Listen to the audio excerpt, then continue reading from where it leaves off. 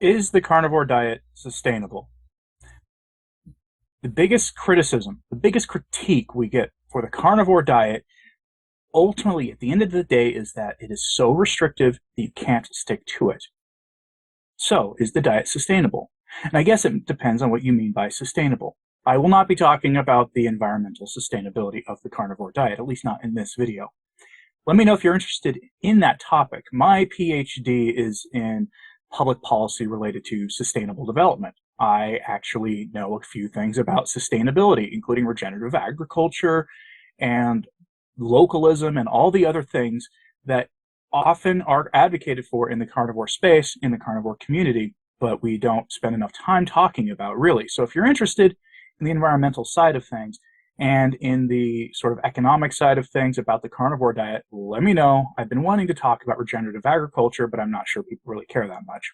But anyway, when we talk about sustainability in this video, we are going to talk about, can you stick to the diet? Numerous people will tell you that ultimately it is so restrictive that it's impossible to stay on. That disregards the existence of all of your high-profile carnivore influencers who have been 100% carnivore for a very, very long time. Now, of course, this is not an exceptions proving the rule thing. We're not going to use Dr. Chafee as an example here of how it is sustainable. He's been carnivore for 23 years, and he is an exceptional human being on a lot of different standards, as is Dr. Shawn Baker, who's been doing carnivore for 6 years. They're not the best examples because they are exceptional. Is the carnivore diet sustainable? Depends what you mean by the word diet. If you mean by diet that a temporary way to lose weight and then you're going to adjust things afterwards, meaning you're going to do this as an elimination diet, then it probably is not. And here's why. If you've ever fallen off, if you've ever had a hiccup on your carnivore diet where you fell into your temptation to drink the sugary coffee or whatever and went on a kind of a carb bender for a couple of days, and then you got back on track, and you notice how awful you felt and everything else, you kind of know the dangers of breaking your diet. One of the dangers is, of course, that your cheat meal turns to a cheat day, which turns to a cheat week, which may turn into a cheat month, which may turn into several months, and your diet is long since died, and you have to start over.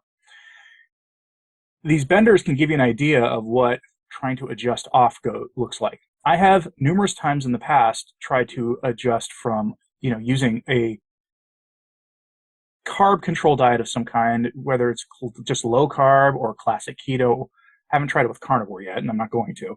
But essentially, you go from a ketogenic diet to trying to eat a clean version of the standard American diet. You're using it just to lose the weight.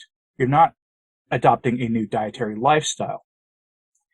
And what ends up happening without fail is that eventually your taste buds get used to those carbs and you want more and more of them, and pretty soon you go from eating quote unquote clean foods that are higher in carbohydrates to just whatever, and the pizza and all the other junk that we know you shouldn't eat.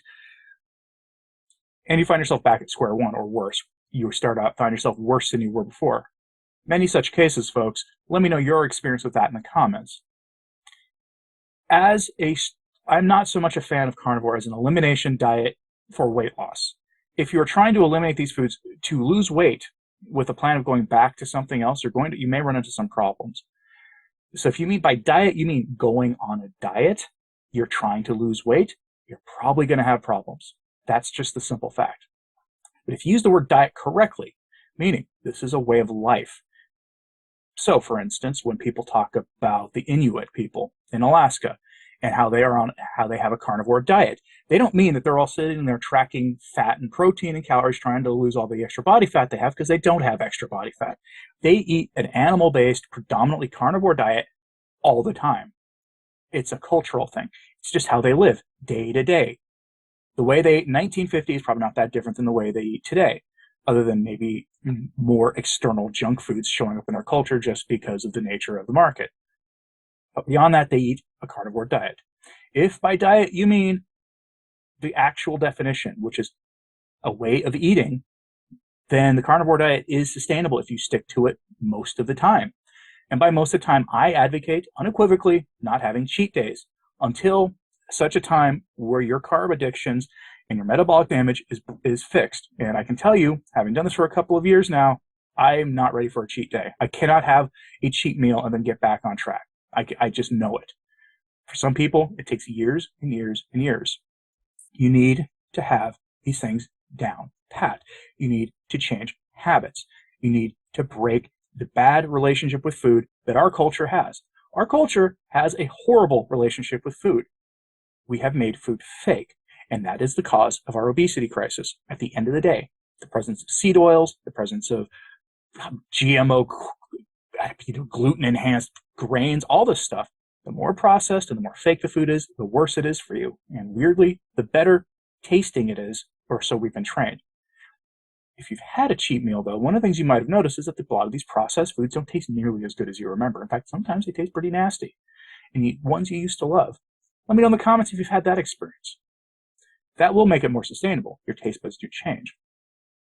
So, is a carnivore diet sustainable? It depends. Are you willing to go the distance? Are you willing to make this a way of life?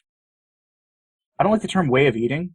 It is a more accurate description of a proper diet, but it's a way of life, because ultimately your food choices will start changing how you really see the social landscape, how you see things around you.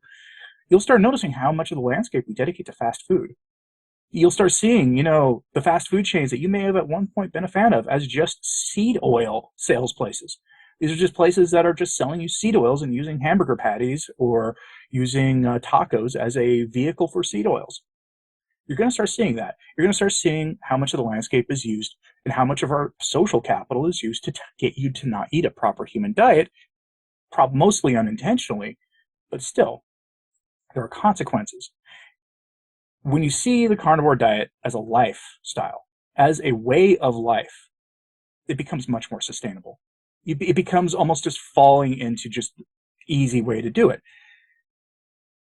You're going to spend less money on things like snacking. You're going to spend less money on all sorts of other things because you will fall into better dietary and nutrition and exercise habits. These things start to come naturally. Fasting becomes, for many people, just a thing they fall into just because they don't get hungry. All of those things make it sustainable. But if you're looking to just lose a few pounds, you're going to find that the day you step off of the diet, having achieved your dietary, weight loss goals or whatever, and you start reintroducing things, you're probably going to have problems. I don't think the carnivore diet is for that. Is it a weight loss diet? Absolutely, it is a weight loss diet. Your metabolism will be healed, you'll lose weight, and you can do it for weight loss primarily, like I am. But my plan is, when I reach my goals, to stay carnivore most of the time. Maybe once or twice a year after I've successfully broken the shackles of things, I will indulge a little bit at the holidays or something, but I'm not going to go off carnivore. But a lot of people say they miss salads or they miss, healthy, quote unquote, things that are not carnivore friendly. And it comes down to this. For something to be sustainable, it's all in your head. I'm going to give you an example here what I mean. No diet is sustainable. None of them are. How do we know this? The reason so many carnivore influencers tell you don't track food, don't count calories, that tracking protein and fat is just a substitute for counting calories, and it's the same thing at the end of the day. They're not precisely wrong, but long term, it's unsustainable. We know this. You can go Google is counting calories sustainable? Just Google it, and people from all kinds of dietary walks of life will tell you it's not sustainable. They'll give you some alternative. Most of those aren't sustainable either. Several years ago, I tried not even several years ago, it was like a decade ago, I tried Tim Ferriss's 4-hour body diet. If you're familiar with that, the whole idea was that the carbs you would have to be like slow-burning carbs, high fiber carbs, things like beans and lentils were going to be like central to what you're eating. Doing that, and otherwise it's keto. But you're not really tracking anything. And I lost 20 pounds in 2 weeks, and then I lost nothing after that. And the diet became unsustainable, partially because he had a built-in cheat day. You could eat whatever you wanted 1 day a week. You choose 1 day a week, and you gorge yourself to the point of wanting to go into a food coma. It was an unsustainable diet. It was terrible advice, but I tried it. I mean, who wouldn't? Every week you have whatever. Turns out that diet was unsustainable. And you could probably go find old articles from that period critiquing it as being an unsustainable diet. In the carnivore space, we talk about veganism being unsustainable as a dietary approach. 85% of vegans within the first 3 months or something go back to eating something else because it's unsustainable, and the health outcomes are horrifying for most people. Any diet you name is unsustainable. Why? Because they don't come with a way of life change. They don't come with a change of your habits. They don't come with a change in how you live. And the problem with this is that carnivore is the easiest one to stick to afterwards. The meat is hyper palatable.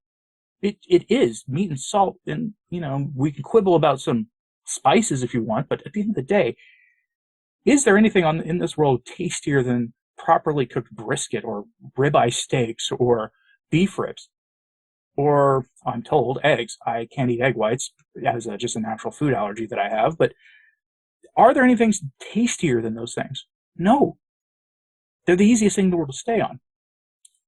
If you approach it from changing your relationship to food and how you live. If it's a temporary thing, you're going to probably run into some problems. Now, there are legitimate reasons for doing it as an elimination diet. We have spoken in the carnivore space in the past, not so much now, but before, about carnivore as an elimination diet. You just eliminate everything down to meat and eggs, or just red meat and salt for a month, and you slowly reintroduce things to see what you're allergic to. That was something that used to be the case that people talked about, and we don't anymore. And for some people, that may work fine. But if you're doing this as, for anything other than elimination purposes, and you're doing it temporarily, you're going to run into problems. The carnivore diet can work wonders for many people. It does. But you have to enter it with the proper understanding of things.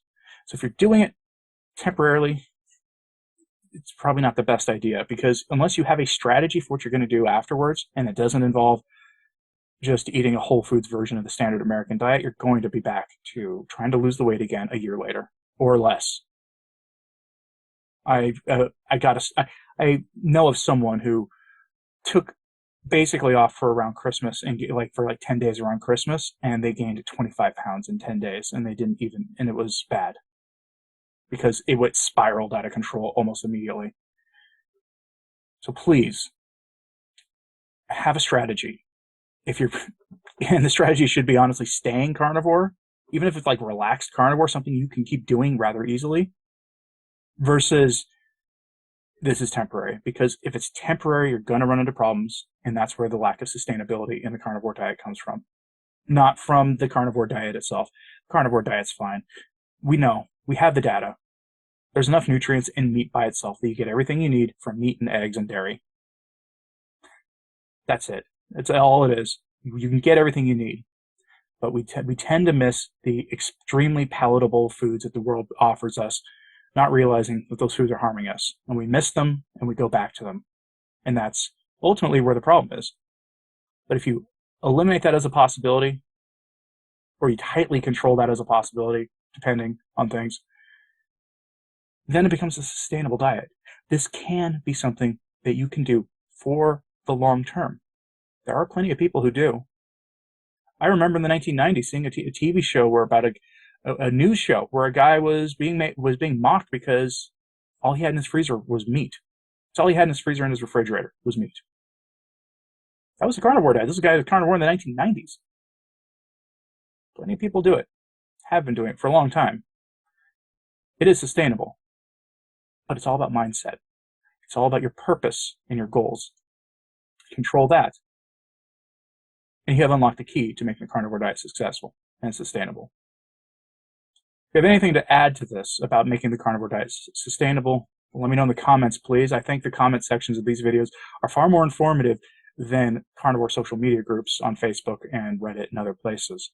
So add to the conversation in the comment section, please. Like and subscribe if you haven't. It does help, as does sharing this on social media. That helps too. I'm Anthony Stine, the Practical Carnivore. Thanks for tuning in.